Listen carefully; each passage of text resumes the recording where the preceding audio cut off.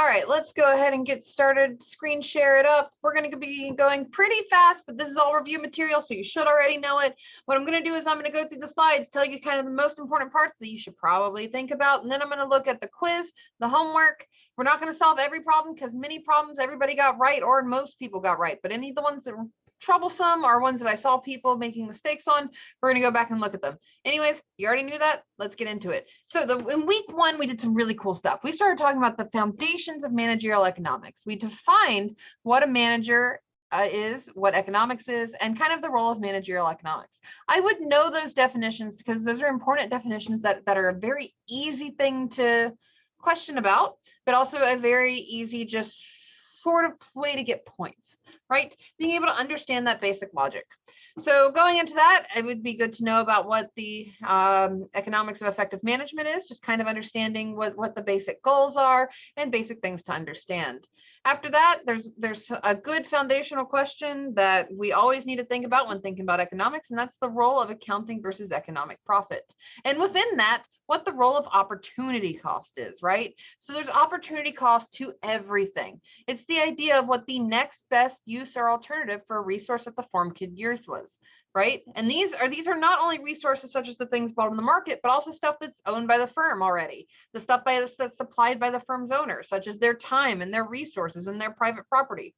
These are very important things to think about, like what's the next best opportunity for this, right? Then after that, we started talking about, we reviewed the basics of economics. We talked about demand, we talked about supply. So actually, let's go in and let's just go ahead and draw out one of these, right? Because this is a basic set of questions that we have. Oh no, I don't have my tablet. Hold on, let me pause for a second.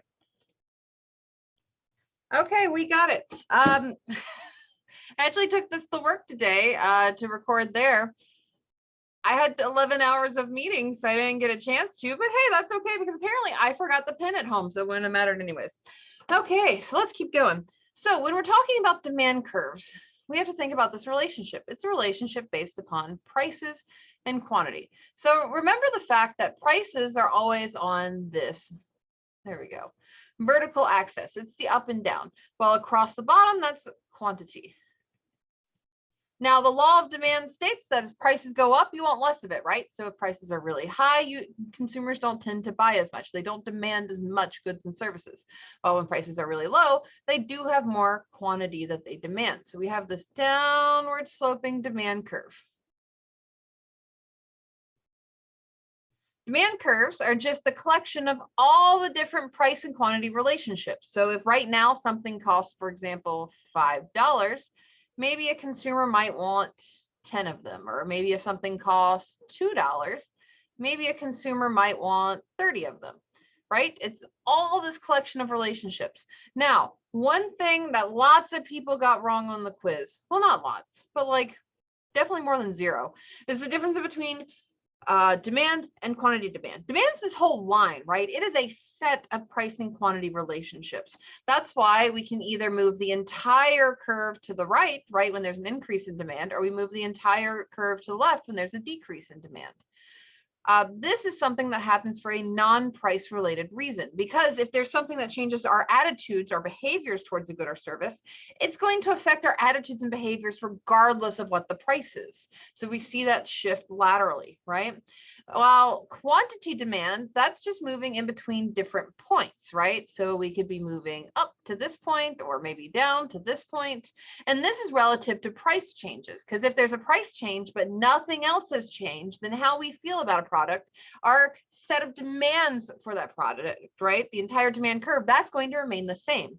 The difference is the quantity demand that we have at different price points. So if this went from a $3 product to a $5 product, well, we would decrease our quantity demand, right?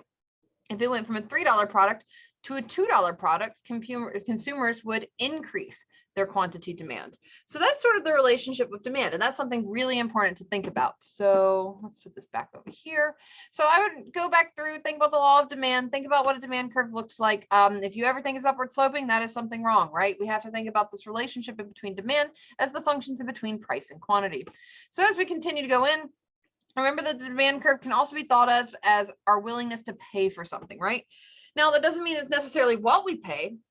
the price is going to be at the market equilibrium most of the time. But the difference in between what we would have been willing to pay and what we do end up paying, that's the idea of that consumer surplus piece. But we'll go over consumer surplus again. I would know like the 6 different factors that change demand. I do like to ask questions where you either explain some of the factors that change demand or some of the factors that change supply. But things that change demand, these are things that are non-price related, right? So the price of a related good, not your good, but a different good. The price for peanut butter when the quantity demand or demand for peanut butter when price moves, right? For jelly. I'm just all over the place today. Expected future prices, what we think prices are going to be like in the future. That's not necessarily what happens today, but it will affect how we buy or spend, regardless of price, how we buy or spend if we expect prices to go up or down in the future. Income, expected future income and credit, population, preferences. So we talked a little bit about these shifts. We have this nice little cheat sheet one right here. We think about different shifts in demand versus different shifts in quantity demand. All right, then we went over to the supply side. So the supply side, remember, this is when people decide to supply a good or service. So we're using paint today. I'm just way faster at it. All right, so let's think about when we supply a good or service. Oops, back to brush, I guess. All right, so when we do that, it's a similar relationship in between price and quantity. Except one piece about this is that this relationship in between price and quantity is from the producer's perspective. So we have to think about the law of supply. Well, the law of supply says that as prices go up, we want to produce more of it, right? So our supply curve is going to be this upward sloping piece, right? Supply. And wherever that supply intersects right here, this is like sort of the initial startup cost that we need. That one doesn't matter as much. So supply, remember that there's a difference between supply and quantity supply. Supply is the collection of how much that you would produce at a variety of different price levels, right? But they can be affected. So at $5, we might decide that we want to produce, I don't know, 30 goods and services, while at $2, we might want to produce 10 goods and services. This is the idea of quantity supplied. It's the quantity that we will be supplying at these different price points. So movement downwards if the price reduces, or a movement upwards if the price increases. This is changes in quantity supplied. Now, if the entire curve shifts, the entire supply curve shifts, this happens for a non-price related reason. These are lateral movements, either inwards or lateral movements outwards, when we either decrease or increase supply respectively. So when we decrease supply, this just means that there's less that we are going to produce at every single price point. Doesn't matter they pay us $5 or $4, we're going to reduce the amount that we produce, right? That would be the idea of a change in supply. So remember, supply can also change for a whole bunch of different reasons. So there's 6 different factors that change supply. These are, and I mean, that's not all of them, but there's all the ones we cover in this class. So there's the price of the factors of production. So when you're producing something, you're producing it out of lots of different things. If you're making a sandwich, you're dependent on factors of production, your labor, right? The machines that you use to make it with, but also the ingredients, the bread, the mayo, the, I don't know, other spices, tomatoes, so on and so forth, all the stuff that's going to go into that sandwich. So the price of one of those factors might affect what happens to you. So if the price of bread skyrockets, that means regardless of how much you sell your sandwich for, you're going to produce less, because now that there's more cost in producing it. There's also the price of related goods, so the things that are complements or substitutes. Expected future product or prices, the number of suppliers, technology, the states of nature, so on and so forth. So those are the things we had to think about. And then we got to this idea of market equilibrium. So when we got to the idea of market equilibrium, where's our handy dandy thing? Okay, so yeah, whatever, new. When we're thinking about market equilibrium, that's just when we're putting the 2 of them together. So remember that we have this quantity and price relationship where we have one upward sloping supply curve and one downward sloping demand curve. And at that, we have some sort of equilibrium price and quantity. So this is the price and quantity that would exist if there's like no price controls, no quantity controls, no externalities, no taxes, no subsidies. If nothing else happens in this perfectly competitive market, this is what we'd see. We'd have some sort of P star, which is our equilibrium price, and we'd have some sort of Q star, which is our equilibrium quantity. Now, there can be plenty of things that happen here, right? Like if demand were to shift inwards, like this, and we got maybe demand 2, so let's say demand reduced, then we would be going from point A to point B in our equilibrium. In this case, we see that prices drop and that quantity reduces. There are lots of different ways that these graphs can change, and it's related to how demand and supply operate or work. Now, there are some things that we need to consider, right? Do we want to get into it yet? No, we'll talk about price ceilings and price floors in a minute, but let me make sure there's nothing else that I'm going to miss along the way. Oh, yeah, we do actually get into our consumer surplus and producer surplus. Yeah, let's talk about that first. So when it comes to consumer surplus and producer surplus, actually, let's make this bigger so that you can see it. Okay. Can I just pull it outwards? I can pull it outwards. All right, so let's say that we have this graph where I'm going to talk a little bit about consumer surplus, and then we'll have this one over here where I'll talk a little bit about producer surplus, so that we can see the same graph in two different lights. So consumer surplus is the difference in between what you're willing to pay for a good and service and what it actually costs you, right? So for item number 1, this might be $30. This price might be $15. That means the consumer surplus for the first good is 15. It might be for the second good that the amount that we sell it for, or that you'd be willing to pay, is 25, but the amount that you buy it for is 15. That means the consumer surplus is 10. So on and so forth. Let's say this is 5, 0, up until the collection of this consumer surplus across all the quantity that you are purchasing. This bit right here, consumer surplus. In the graph that I showed, it's 15, 10, 5. So what would that be? That'd be like $30 in consumer surplus. It's just the differences in between what I'd be willing to pay and what I did. It's that little bit of happiness that you get for having a good deal. Like, yeah, I paid less than what I would have, right? On the other hand, there's also the idea of producer surplus. So producer surplus is the difference in between what you would have been willing to sell it for and the price you actually pay. So for example, let's say that we have a person or a set of companies, right? And the very first thing that they produce, they would be willing to accept $10 for it, but really they're making 15. Okay, well, if they would have been willing to sell it for 10, but they get to sell it for 15, they have a producer surplus of 5. So on and so forth. Maybe there's 4, 3, 2, 1, until this entire difference in between what they would be willing to sell it for and what they actually sell it for, producer, is the producer surplus, right? And it's the collection over the entire amount of quantity that you would be producing.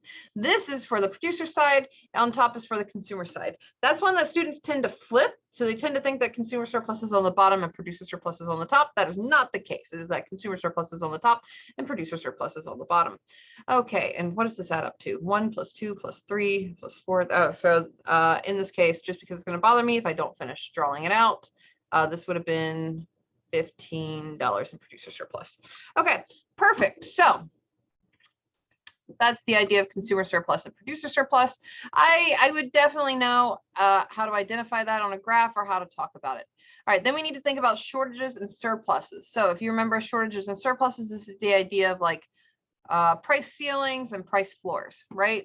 So I guess you can actually go back to those videos that we had that discuss in depth the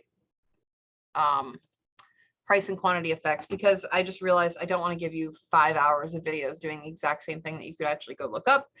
But just understand the fact that there's differences in between binding and not binding, right? So if it is a binding price control, then that means that there's going to be a difference, right? So if we have a price ceiling and it's binding, that means that the price ceiling is for an amount that's less than this equilibrium price. and that there will be a shortage. There will be more quantity demand than there is quantity supply. The quantity demand increases, the quantity supply decreases, and there's a difference in between the two. This difference is the shortage. Likewise, if there's a price floor and it is above the equilibrium price, so the minimum amount that you can charge is above the price that the market would have been at anyways, this is a binding price floor. In that case, we have an increase in quantity supplied and a decrease in quantity demand, and the difference between this quantity supply and quantity demand, that is going to be our surplus. But we'll talk a little bit about that when we go over some of the problems that people missed. Okay, so let's see. Then we have deadweight loss, total revenue, this isn't even total revenue, and this one is total revenue if we have a tax, but it's just kind of just losses. We'll talk about this in a bit, but I think that gets us through the week 1 material. So let's get a blank piece of paper right here, and let's go through the most commonly missed questions in the week 1 assignment and the week 1 quiz. So let's start with the assignment. All right, so the assignment covered all the week 1 stuff. The first one was about complements. So computers are complements for computer software. Suppose the price falls for computers. How does this affect the price, or how does this fall in the price for computers affect the demand for computer software? Well, it shifts the demand for computer software, right? If computers are now less expensive, then you're going to want more computer software. For example, let's just kind of think about it. If we have, let's say, price, quantity, computers, and then we have price, oh gosh, that looks terrible, for software. If we have a case where we have a price difference, right? So let's say that we even have this on the supplier side. We have a downward sloping demand curve. If we shift to, or no, excuse me, suppose the price falls. If we shift to a lower price for computers, this is going to increase our quantity because our quantity demanded because of the law of demand, right? So this is the idea of moving from here to here. Well, software, their demand curve is going to change, but not necessarily directly related to a price of software itself. So since computers are now cheaper, you need software to run on it, right? So we're going to see an increase in the demand for software. Let's call this demand 2. So one is a shift of the entire demand curve, while the other one's moving along the demand curve to a different quantity demand. Okay. Explain the difference between change in demand and quantity demand. I'm not doing that again. I've already done that like 6 times. Factors that change supply, factors that change demand. I would know those. The consumer surplus, we went over that. A new car dealer showroom had a sticker price of, oh, okay. Well, so this one's kind of interesting. Let's talk about it anyways, even though I think most everybody got it right, but let's talk about it anyways. So a new car in a dealer showroom had a sticker price of $35,900. Sally liked the car, but decided that she'd pay no more than $3,200 for it. So if we think about our demand, supply, price, quantity, this is the idea that she would have been willing to pay, let's say $32K. But what she actually ends up paying is $31,500. $31,500. Right? So that means that there's some sort of difference here related to consumer surplus. It's the difference between what she would have been willing to pay and what she actually pays. In this case, her consumer surplus for this one car, because she's not buying every car in the market, it's not the entire triangle, it's just this one car, is the $32,000 minus the $31,500 that she ended up paying. I think that's what, $500 in consumer surplus? Yeah. So she did gain some consumer surplus because she ended up paying a price lower than what she was, the maximum amount that she'd be willing to pay is. Okay, let's keep going. That one's pretty simple. It's just difference quantity demands. This one was fine. It was a consumer surplus question. Explain how the price floor is set. In the housing market, if a rent ceiling of $600 is imposed and the equilibrium rent is $500, why will nothing change? That's because the law says, oh, well, you can't charge more than $600. That's fine. I'm already charging only $500. So that's not going to affect anything, right? When comparing and contrasting price ceilings and price floors, be sure, if you have another question like that, to do both the comparison and the contrast. Lots of people say, well, price ceilings is a price ceiling, while price floor is a price floor. That tells me nothing, right? Which one causes a shortage? Which one causes a surplus? Which one is binding when the price is higher? Which one is binding when the price is lower? Those sorts of things are what's going to be interesting. So let's look now at the quiz. All right. So in this one, we have lots of different short answers because unfortunately teaching online, short answers is one of the easiest ways to teach econ. I know it's annoying. I'm very sorry about it. So the first one was another question about complements. Then we went into changes in supply versus changes in quantity supplied. Notice that that's completely separate from what your assignment had, which was demand and quantity demand. This next one, actually, some people had problems with. So let's talk about it. Define producer surplus and calculate producer surplus for the following situation. The price in the economy for t-shirts is $10. So here we have price equals 10. Actually, we can even draw this out. Let's have our price. Let's have our quantity. We have our downward sloping demand curve. We have our upward sloping supply curve. And we know that this equilibrium price is $10. Okay, well, now we need to think about the different firms, right? And what their opportunity cost would be. So if we have firm A, whose opportunity cost is $8, then that means that they would be willing to sell this product for $8. If they get $10 for it, that means that firm A gets $2 of producer surplus. Then we have firm B who comes in. So this is A, B. B has an opportunity cost for $9, but they sell it for $10. So they have this difference of $1 of producer surplus. Firm C gets no producer surplus because the price is exactly what they would have been willing to sell it for. Firm D is not really in the market, right? They will not produce anything. There's no producer surplus for them to be had because they wouldn't produce anything to begin with. Lots of people put -1 for that one, but firm D, if they had an opportunity cost of 11, but the price is 10, they just wouldn't produce at all, right? That's the idea of right here. They'd need to make $11, but it's really $10. Well, they're not going to produce. So the total producer surplus would be this $2 from firm A plus the $1 from firm B plus the $0 from firm C, and it just equal out to $3. So the issue right here was the treatment of D. So be very careful to think about, is this a person who would actually be supplying or demanding within this market or not? All right, this next one was very simple. It was the idea of, okay, what is the equilibrium price, equilibrium quantity? And then it also had to do with the idea of what's the total consumer surplus and total producer surplus. So when we're talking about total consumer surplus and total producer surplus, that's the idea of what is the area of that triangle, right? So we know, and I think I actually gave it to you here, didn't I? Oh yeah, here's a note. Remember that the area of a triangle is 1/2 base times height. That's just in case you haven't done this in a while, right? So we're going to have, let's see, right here, where this is equal to 100 and they sold 80. So our equilibrium price is 100, our equilibrium quantity is 80. So if we want to know the area of this triangle right here, let's figure it out. So we know that this intersects at 120. So we know that the height is 20 and the base is 80, right? Because it's 80 across the bottom, 20 across the top. So for consumer surplus, the area of that triangle, 1/2 base times height, is just 1/2 times the quantity, right? This quantity times the maximum difference between price and what someone would be willing to pay for it. So in between 100 and 120. So this is 20. So what does that come out to? That equals 10 times 80. This is equal to like 800 at consumer surplus right here, right? Not going crazy. Yeah, 800 in consumer surplus.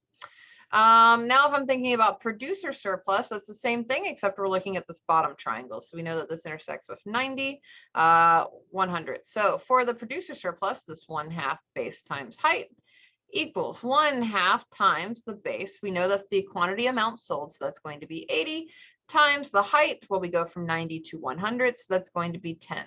So this is just going to be equal to 400. Yeah.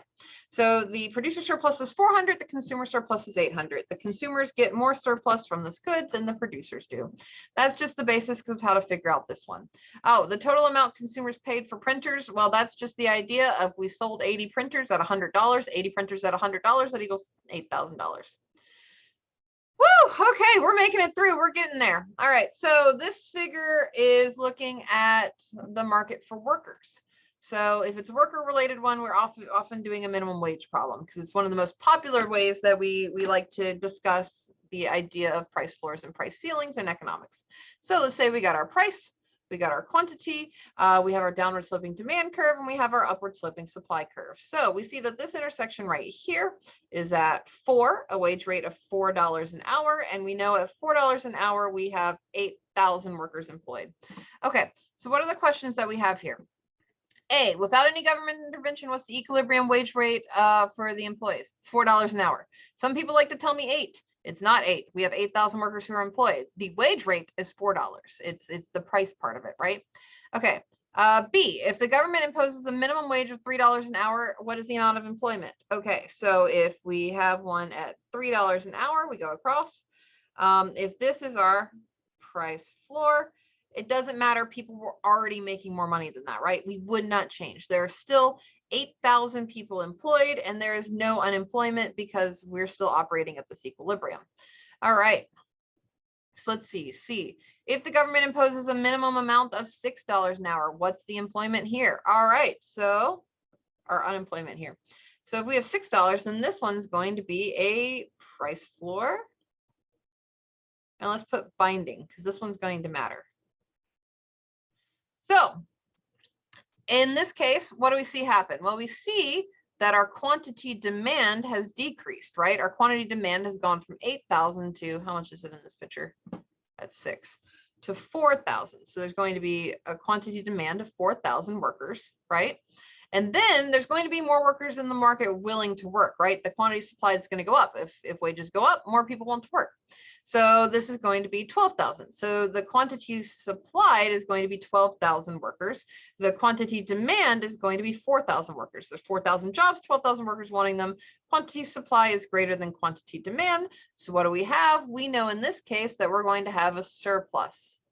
The surplus is the amount of unemployment. So in this case, the amount of unemployment is 12,000 minus the 4,000 jobs that are there. It's 8,000 unemployment, or people who aren't working. That's the size of that surplus. It's just the quantity supplied minus the quantity demand.